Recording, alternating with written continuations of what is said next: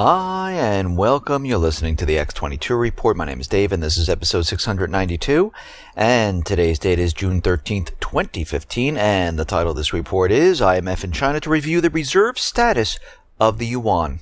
Now before I get started, I just want to make a couple announcements. Monday there will be no report. I'll be on the road and I will not have time to do a report. On Tuesday there will be a news brief and then on Wednesday I'll continue with my normal everyday reports. This Sunday, tomorrow, I'll be uploading an interview with Joseph Meyer. He is from Straight Money Analysis, and we'll be talking about the economy, the collapse, and what's coming. And if you're on the X22 Report alert system, you'll get an email. If you're on YouTube and you subscribe to the X22 Report Spotlight channel, YouTube should send you an email letting you know when this is uploaded. If not, you can come right to the X22 Report site. You'll see the interview on the right hand side, or just go to YouTube and type in X22 Report space Spotlight and the YouTube channel should come right up. Let's get right into the economic collapse news now. We are continually seeing the ongoing saga with Greece where they can't make any type of deal, and we see right now that the EU is giving Greece about 24 to 48 hours to come up with a proposal that includes pension reform and VAT increases, austerity, you name it, everything the government promised they would not do, and I don't think this is going to work out whatsoever. We see Macedonia right now. They are very worried. They're protecting their banks, and Greek banks in Macedonia can't withdraw cash. Macedonia banks protected in case of a Greek exit. And we realize that, yeah, there could be an exit right now. We understand that the IMF walked out on the talks. They can't come to any type of an agreement because they're on opposite ends of this deal, and there is no middle ground at this point. We see the unemployment in Greece is getting continually worse. Right now, the unemployment rate increased to 26.6% in the first quarter of 2015, compared to 26.1% during the fourth quarter of last year. So we can see as time goes on, the unemployment rate is getting worse. And if Greece does make some type of deal and they receive another tranche of debt, this is not going to help the everyday person. All it does, it funds the banks. It allows the government to pay its bills. It does nothing to help the economic growth of the country, because we can see already they want austerity, they want pension reform, they want them to cut, and they want to put them into further into debt. And this is what the central banks do. Of course, to everyone else they make it seem like everything is fine, we're trying to help the country, but they are not. We see Greece and Russia.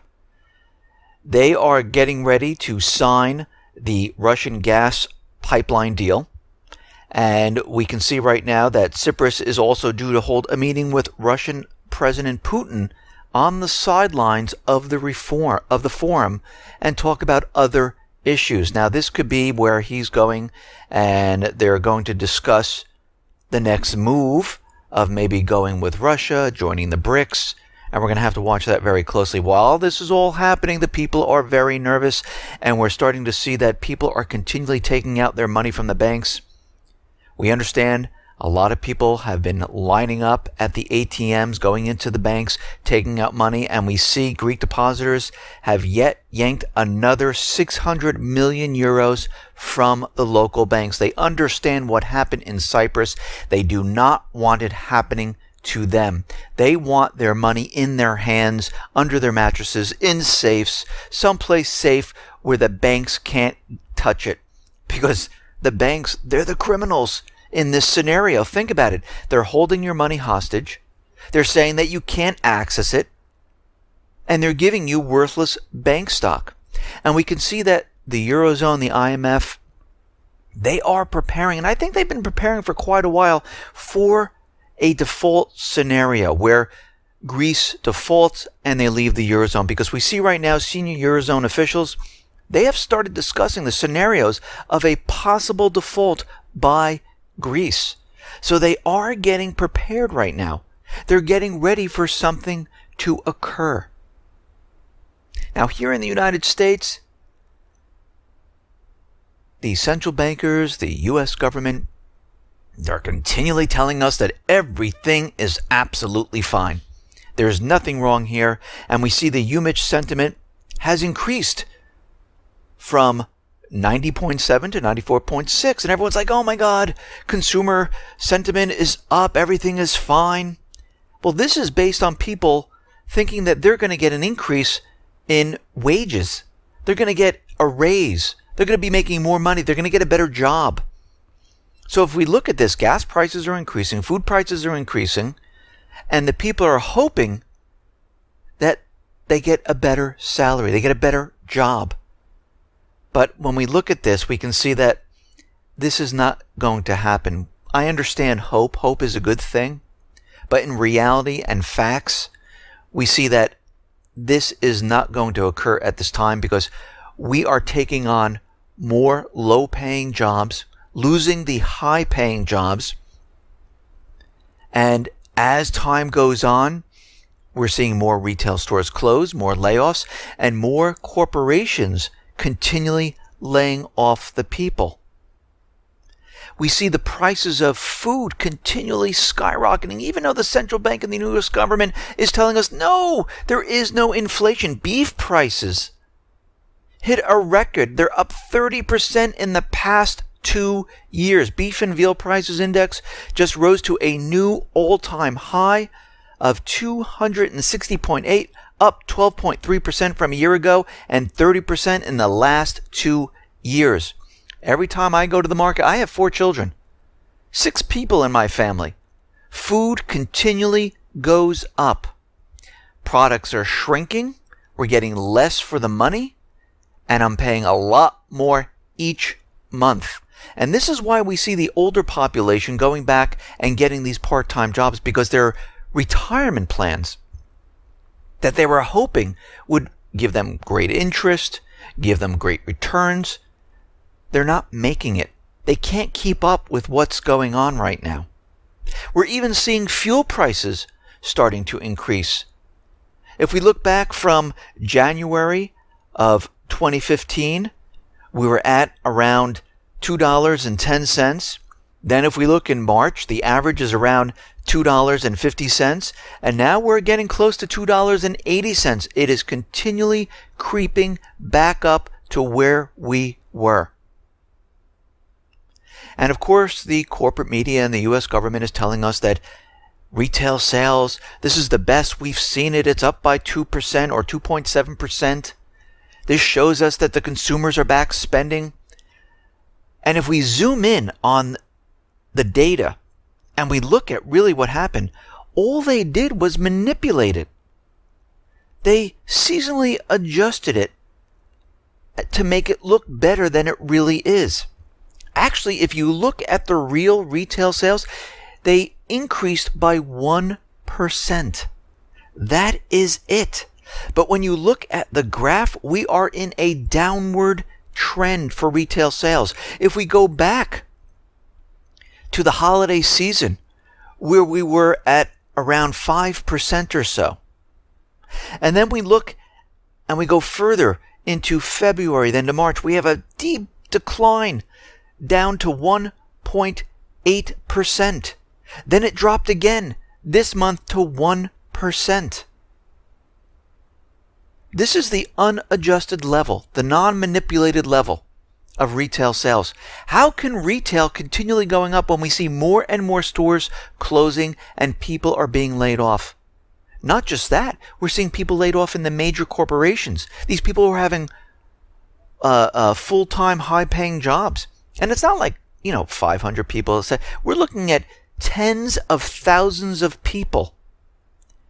And if we look at a year-to-year change, we see that while every year for the past 4 years, the unadjusted May data was equal to or stronger than the adjusted retail sales print, in May of 2015, this was reversed and it dropped lower. But they're trying to cover this up and convince you that everything is fine. And what's happening is these numbers are getting further and further away from the truth. And it's getting more and more difficult for them. And this is why they're coming back to GDP. And they're going to leave out the things they don't want to continually push GDP up, because we see GDP is in the negative. And they've done this once before when they went all the way back to 1929, included research and development, and recalculated GDP all the way up to the present time. They're doing the same thing with everything. We see new home purchases, and I understand real estate right now is having major problems. Not in every area, but it's starting. We saw this back in 2007, moving into 2008. Applications for new home purchases fell by 9%. This is coming from the Mortgage Bankers Association. Mortgage applications for new home purchases in May rose 15% a year earlier. Now they're down 9%. This is the hot season for real estate. We're in the spring, moving right into summer. This is when people go out and say, I want to build that new house. I want that house built before the school year starts, so I can move my family in, get into the school district, and we are not seeing it at this point. Actually, we're seeing foreclosures increase once again. They have increased by 50% from a year ago to a 27-month high. Why is this happening? Because as we know, the U.S. government central bankers have told the banks, do not let the foreclosures onto the market. Keep them. Let the people live in their houses, even though they're not paying. They'll take care of the houses. They'll live there mortgage-free until the time is right. Now the U.S. government central bankers, they think that the real estate market is doing perfectly fine because prices are up, but actually they're coming down in many places. They are instructing the banks to release some of these foreclosures onto the market. And of course, those people who are living in those houses are going to be thrown out at this time. But now they're starting to release them, and we're starting to see a surge of foreclosures on the market. And who knows, maybe the hedge funds, the investment companies, they'll step in, because as we know, they purchase thousands upon thousands of homes. This is how they're keeping this bubble inflated. And they're continually doing nonstop. We understand the United States government promised back in 2010 that they were going to give the more voting rights to the emerging economies. And they haven't kept that promise whatsoever. We understand that the BRIC countries said, you know something, we're not going to wait around. We're going to launch our BRIC banks. China came out and said we're going to launch the AIIB. And the IMF is asking the United States right now to go ahead and fulfill the 2010 reforms. And they urge the United States to ratify them as soon as possible. The report indicates that in 2010 reforms are not ratified by September 15, 2015, the Executive Board will consider prior to end September which interim solution to pursue and will, building on its ongoing discussions, complete its work on steps that represent meaningful progress towards the objectives of the 2010 reforms as early as possible and no later than mid-December of 2015. So the IMF right now said they're going to move forward with Plan B if the U.S. failed to endorse the reforms. And this is what they're doing right now. They're moving ahead, and they're going to decide to give the emerging economies more voting rights. We see at this point in time that the IMF is now visiting China as part of the Global Lenders Review over whether to include the Chinese yuan in the basket of currencies. So, an official from the IMF says, yes, we are in China. We are under the review process for the yuan. This is the early stages at this point. And we will be looking at all the technical issues involved to put this in the basket of the SDRs. Now, of course, the United States government central bankers are using these cyber attacks to say, no, we can't let this happen. China is waging warfare against the United States. Jack Lew, the Treasury Secretary, is out there saying that the yuan is undervalued, and the IMF is going forward with this, and they are looking at the yuan. And of course, the United States is going to continually do whatever they possibly can to stop this. They do not want this moving forward. And we can see this is exactly what they're doing right now. They're doing whatever they possibly can to stop what's happening. They don't want to give up the voting rights. They don't want the yuan to become a reserve currency. And again, I've said this in the past, they are running out of time. And this is why we see everything starting to accelerate in the Middle East, out in Ukraine, in Eastern Europe, in the Pacific. The increased cyber attacks, of course, there's many different agendas with that, but we can see this is all starting to increase and accelerate at this time. We see Obama try to push through the TPP, and it was shot down by the House. They killed the fast track on Obama trade, which they should have done. There is no reason to give him the fast track. Actually, they should all read these and vote all of this down. This is not to help the people. This is not going to create jobs for the people. Again, this is for the corporations and the banks.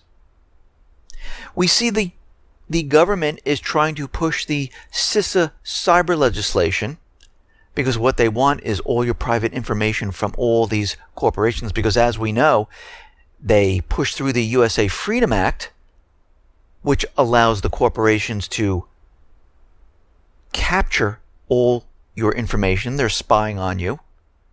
They're allowing the telecom corporations to do this under the USA Freedom Act. And if the US government wants this information, they need to order it.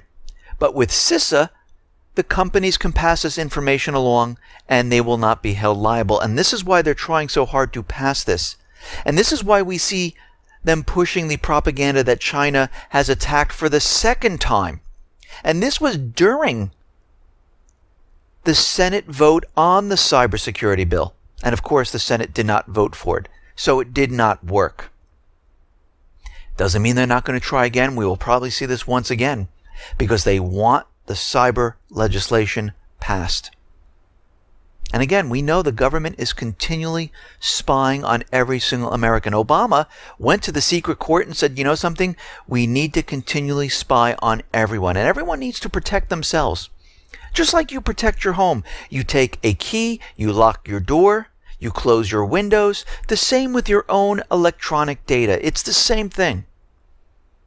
And you need to use maybe some type of encryption or go with a service that has encryption. There's a lot of services out there. Do your searches using search engines that use encryption that do not track you. Protect your phone. You can use a product like Block It Pocket.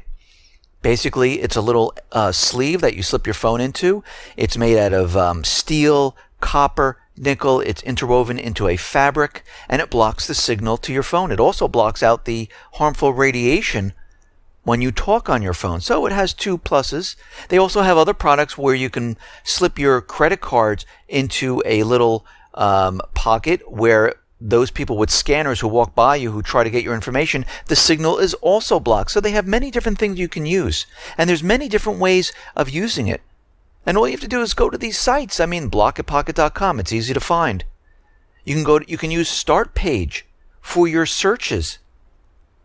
That's another good way to do it. So there's many different ways that you can go ahead and protect yourself. And everyone needs to start doing this. Because as we know, the government is not going to stop spying and trying to get your information. We see the U.S. House of Representatives has finally admitted that the U.S. mainstream media doesn't like to talk about. Because in Ukraine, when we had the coup d'etat, we understand there were groups of, pockets of Nazis pushing this coup d'etat. The U.S. used them.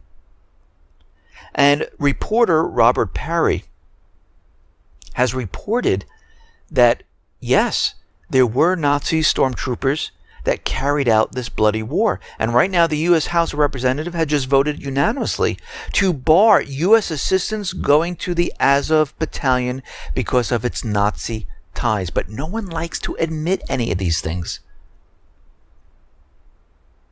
And we know the U.S. government, the agencies, CIA, other agencies are pushing a war in Ukraine. They want this war. The central bankers did not get what they paid for. They paid for the entire country of Ukraine and they did not receive it. And we can see at this point Ukraine is completely falling apart. They are collapsing.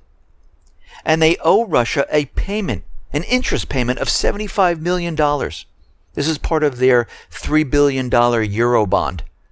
And it is due by June 22nd. If they miss this payment, they will default. So they're in the same situation as Greece. The IMF stepped in. They will continually give them loans. Their currency is failing. GDP is in the double-digit negative. They owe these payments. Their war is on hand. But the central bankers just love piling on the debt. No economic reform, just cut programs, make the people pay, and this is all we are seeing. We understand in Ukraine that Russia helped Crimea. They voted away from Ukraine. Now Crimea is part of Russia. And there's a nuclear reactor facility inside Crimea. And now there's a fight of who actually owns this. Kiev is saying they own it. And Russia's saying, no, we own this right now. And they're going back and forth of who really controls it. But Russia is saying that we've already reported to the IAEA. And we are saying that we've been taking care of it. We've been keeping it up. And right now, it belongs to Russia because Crimea is part of Russia. We see the Donetsk leader, Denis Pushilin. He's a representative of the self-proclaimed Donetsk People's Republic. He's saying they are doing whatever they possibly can to help with the Minsk II peace talks, the ceasefire agreement. And Kiev is continually battling them, not allowing them to go forth with them there. And we know this. We know that Yatsenyuk, Poroshenko, they're under orders from the central bank to make it look like, and George Soros, I should say, to make it look like they're going with the Minsk II. Yes, we're doing everything possible to abide by the Minsk II agreement. And on the other hand, we have trainers in there. We already released the first set of soldiers. We have lethal weapons coming in. We're receiving aid. We're getting ready. And we're shelling the Donetsk area. Yatsenyuk says he will not negotiate with terrorists, the southeastern people. He doesn't care about the Minsk II agreement. He will not negotiate because they are terrorists. Now, you have to remember, the U.S. government central bankers, this is what they do. If they do not have a puppet government where they went into a country, they threw out the elected government and they placed a puppet government in there, if they do not have a puppet government, they will back the people to overthrow the elected government. If there is a puppet government, like in Ukraine, Yemen, Lebanon, Libya, Iraq, any person who is against them, they are a terrorist. You can see this happening here in the United States. If you do not agree with the government or you speak out against the government, you're a domestic terrorist, you're a sovereign citizen. They come up with many different names to convince people that these are the terrorists. But if we go back to the founding fathers, this is why they gave us all these rights. This is why they gave us freedom of speech, to talk out against what the government is doing. But they don't want people to know this. They don't want people to realize this. And this is why they scare them and say they are terrorists, because that's a scary word. No, it isn't. That's a word they use to put on people who don't agree with another country coming into a country and overthrowing their elected government. And we can see in Ukraine, they are not going to stop. They are pushing a war. Kiev right now may ban trade with Donbass completely. Right now they submitted a bill and they're saying that occupied territories in the southeast who are being controlled by terrorism, we cannot have trade with those type of people until it's brought back into Ukraine. They have a blockade in Donbass. They're banning trade. They're firing on different areas in Donbass. They're doing whatever they possibly can to provoke the people in the southeastern region. Kiev right now is making a move because now they're saying that the southeastern people are violating the Minsk agreement. They're continually firing even though we have a ceasefire. Now, the southeastern people have been recording, and the OSCE has been recording all the violations by Kiev, and it's in the hundreds. But again, the United States does absolutely nothing. Marie Harf, when she was questioned on this, she kind of diverted the questions and answers because she had no answer to this. What are you going to say? Oh, yes, they're violating it, but we don't sanction them. We only penalize Russia if they go ahead and violate anything. They have no explanation of why they're not coming down and penalizing the Kiev government because they're behind this. They want them to violate it. They want a war. Right now, Ukraine is going to produce their own tanks and other weapons. They've been repairing their military units. They've been repairing tanks, like 25 tanks, 128 armored personnel carriers, 45 military vehicles, and now they're going to start building their own military equipment, more advanced military equipment. And of course, from all this aid coming in from the United States and the United States buying the different companies and different assets of the country, they will be able to do this.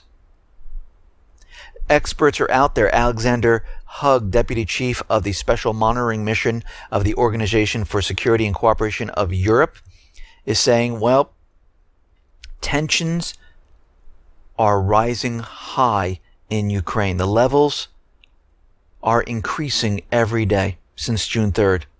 We see, he says, we see no indication of adhesion to the first measure of the February 15th Minsk agreement. Fighting has continued in specific spots along the contact line.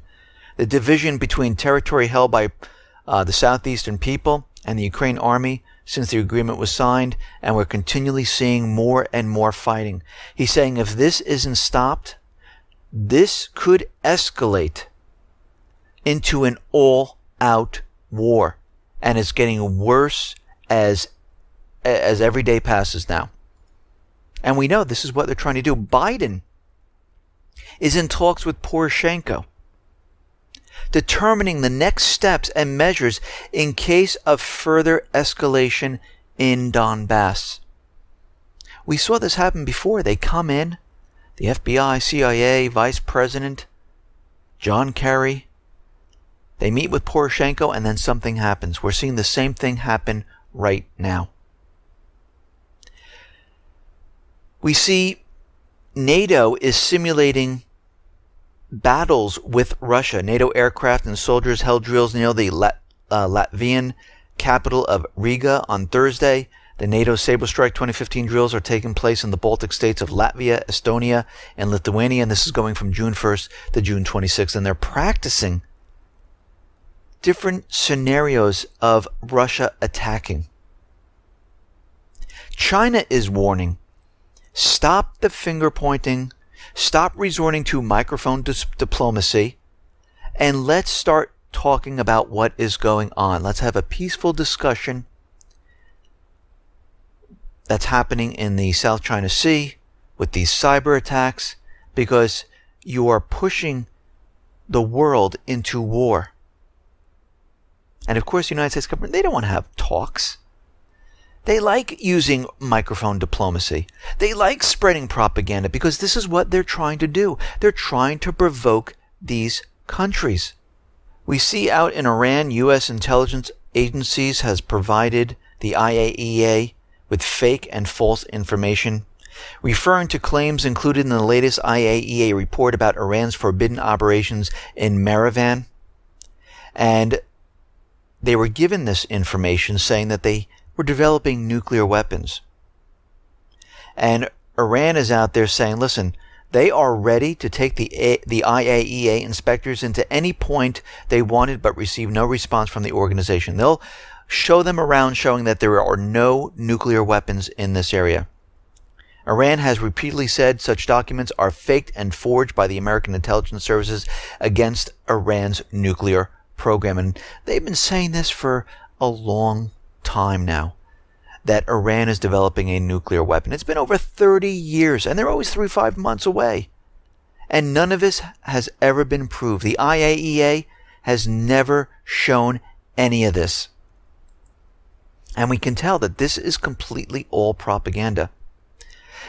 In my last report, I talked about how the U.S. was going to be selling the A-29 Super Tucano light attack aircraft to Lebanon, and the Lebanese general there is saying, these are worthless. We can't use these. These light attack aircraft that the U.S. is giving us are not very helpful because they are to be used in battles against other aircraft. And the people who are rising up in the country, they don't have aircraft. You remember, in each one of these countries in the Middle East, the people are rising up and they're taking back their countries. We see it in Yemen. We see it in Libya. We see it in Lebanon. We see it in Iraq. They're not fighting the Islamic State. Remember, when the United States went into each one of these countries, they removed the elected government, put in a puppet government. They called everyone Al-Qaeda. They used drone attacks on these people. All they're doing right now is switching the name to the Islamic State because this is the scarier terrorist group. And this is what they're using.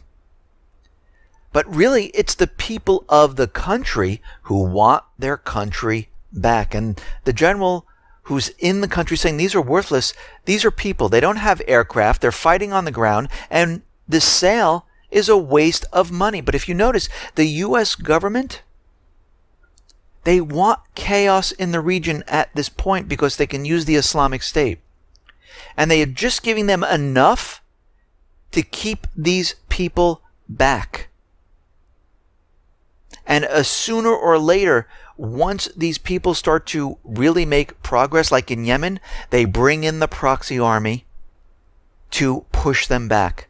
We see it in Libya. They're trying to have talks there. But as we can see, the UN is saying, listen, they need to come to a decision because something else is on the table. And it looks like they might be getting ready to go in there because what we're seeing right now is that Libya's official government, this is the puppet government, which is really not the official government because the new government was elected into power. They're in Tripoli. And we know this puppet government moved the central bank to a different location because they wanted to sell the oil. Guess what? They're having trouble selling the oil directly. Most of the other countries are coming to the elected government in Tripoli and purchasing it from there. So their plan kind of backfired, and they are not selling the oil using the dollar, even though they moved the central bank and they tried to do this.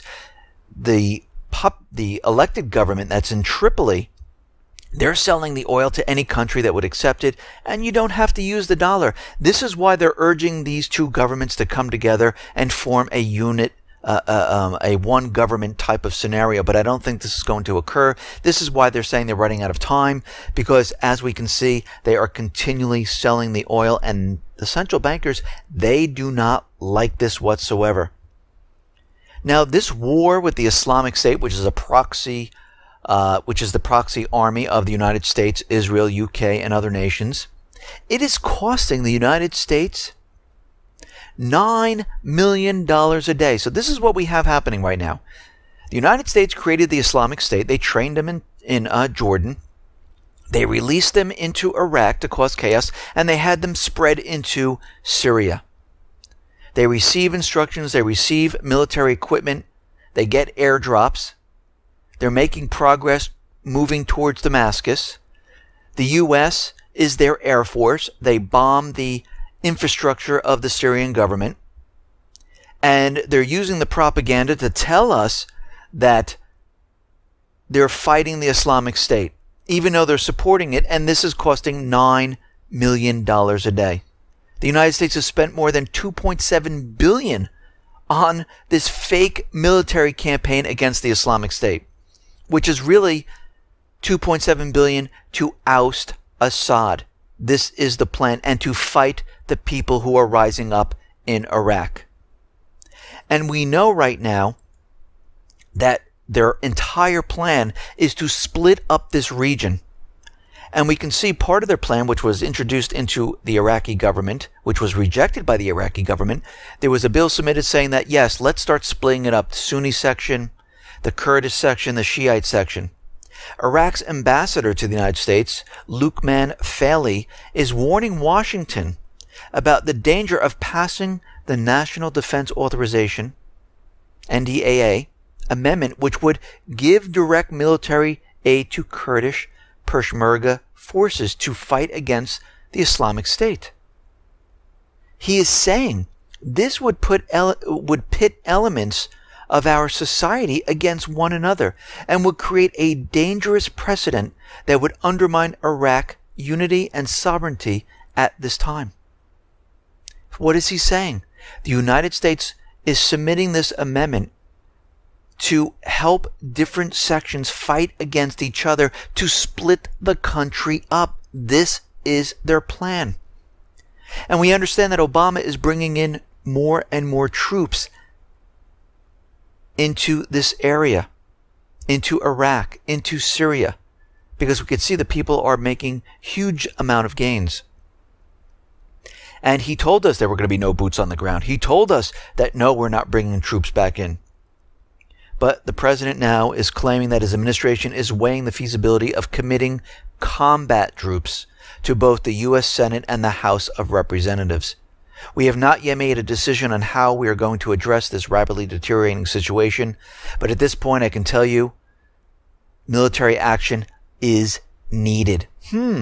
So right now they're telling us it's advisors. Actually, a lot of the corporate media, they're just calling them combat troops because that's really what they are. He says we cannot stand by idly and allow this senseless mayhem to continue. We need to bring in military ground troops into this area, and this is what they're pushing for. And we can see he's going to push the authorization for war. Most likely we'll see an event. We're moving into this area of the summer where things seem to happen. We saw it happen in 2014 with the Islamic State, and all of a sudden we were bombing Syria. And we had advisors in Iraq. We saw in 2013 where they used the false flag sarin gas attack in Syria. And this year, we are definitely going to see something occur in Ukraine and in the Middle East to bring in more troops to get this war started. This is what all the indicators are pointing to at this time. Now, can all this change? Of course it can. Their plans are not set in stone. We've seen many plans change. But right now, it seems like we're headed in that direction. And ISIS, the Islamic State, continues to thrive, even though we had thousands and thousands of bombing of the Islamic State. Isn't that odd? And again, this is the worst terrorist organization, if you believe the official story, and they just can't come up with a plan, and all their bombing and all their military advanced weaponry, they just can't get this group, even though they're moving around in these lines of Toyota trucks. There's pictures being taken of the Islamic State in all the different regions. They just can't get them, but they can hit the refineries, the grain silos. They can hit the oil fields. They can hit the schools. They can hit the hospitals. They just can't hit the Islamic State. They always seem to leave before the bombing starts. Now, we've seen today, or last night, in Texas, we had a strange shootout at the Dallas police headquarters. And they're saying these gunmen, 4 gunmen, just fired upon the police station for no reason. They can't figure out a motive at this point. They had automatic weapons. They had 2 pipe bombs. They're saying that, these people were distraught because, they took their kids and then they were labeled as terrorists. So they decided to go in and shoot up the police station for absolutely no reason. Now, it seems like this is going to be built up into something completely different. It looks like this was staged somehow. And we're going to see a completely different story when this comes out, that these were domestic terrorists. Maybe they were part of the Islamic State. Who knows what they're going to come up with? Or they're trying to make it look like, oh, look, the police are being attacked. We need better weapons. We need more defenses because look what the people are doing. And we can see this is all playing into what we know is going to happen, because as this system starts to collapse, as the system falls apart, we know that the people are going to be very upset. And again, this happened in Texas. We know Jade Helm is coming up. Was this a practice run? Were these patsies? And we'll have to look further into this as more information comes out. Listen, everyone, thanks a lot for listening. Be well, be safe, and especially be prepared. Thanks a lot.